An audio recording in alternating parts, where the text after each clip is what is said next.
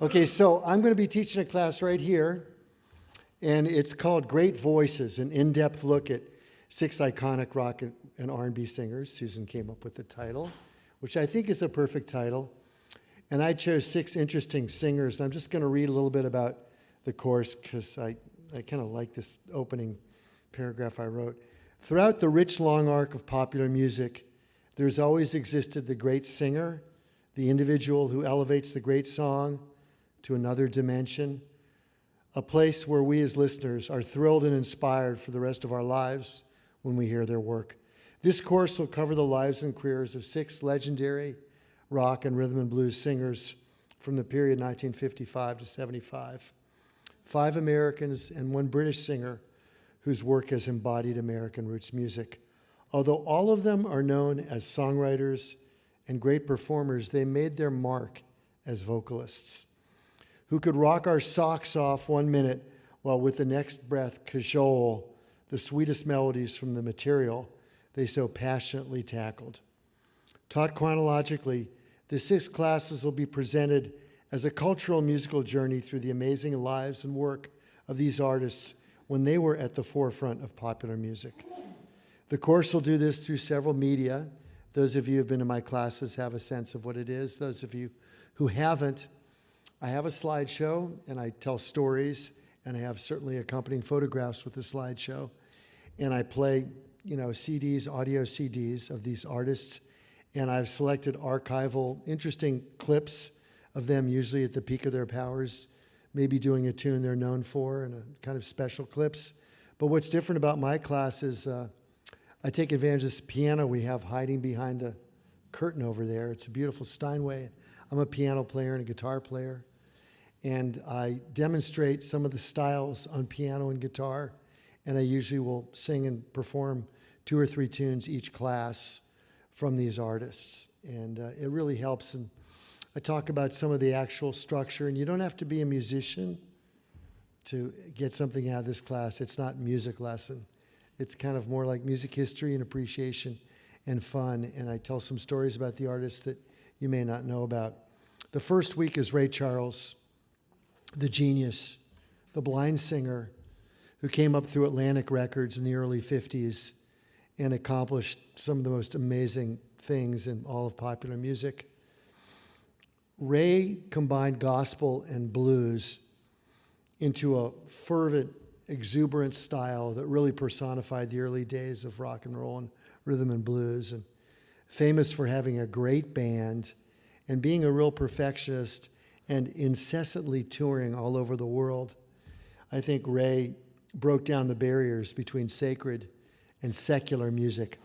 Week 2 was a man who came up through the gospel ranks, who many described as the greatest singer of his time, and that was Sam Cooke.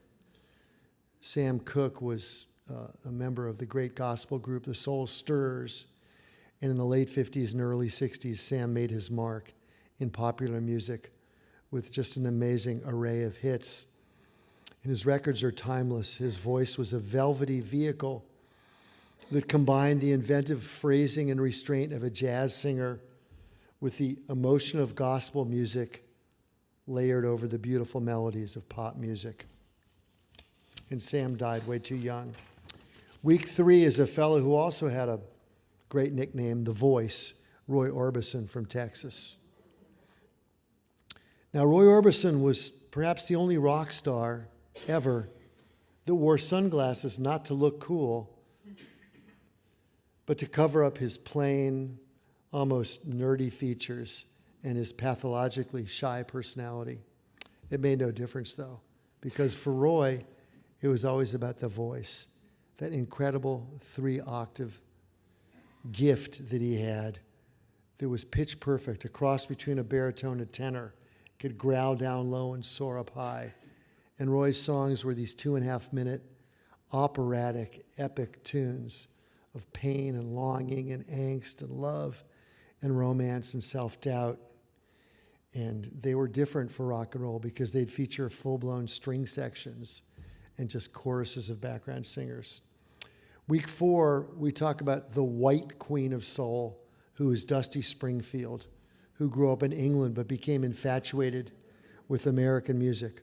First folk music, then country music as part of the group, the Springfields, and then who had her own amazing career, who started out singing pop music and moved into a kind of a Memphis soul phase.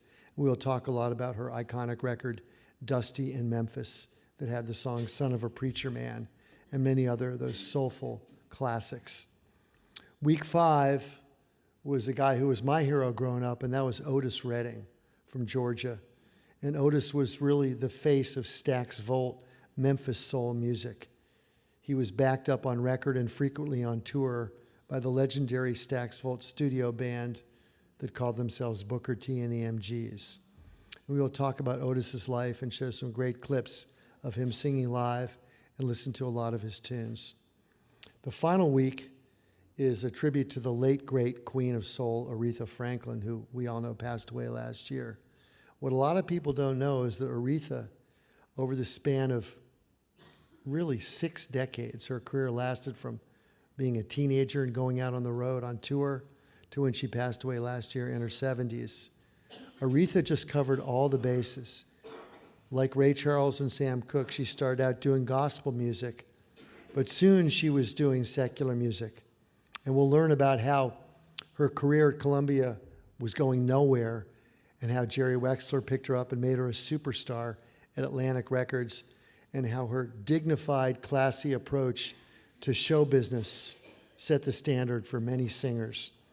So that's that class, and that's going to be, as you can see on the right, Thursday afternoons after Anastasia's class. That sounds like it'd be a good kind of 1-2 punch. You can learn about Russia from somebody who lived in Russia and lived here and obviously still has strong feelings about her home country, and you can learn about rock and roll from a real rock and roll musician. So now, if you guys feel like making it over to Berkeley,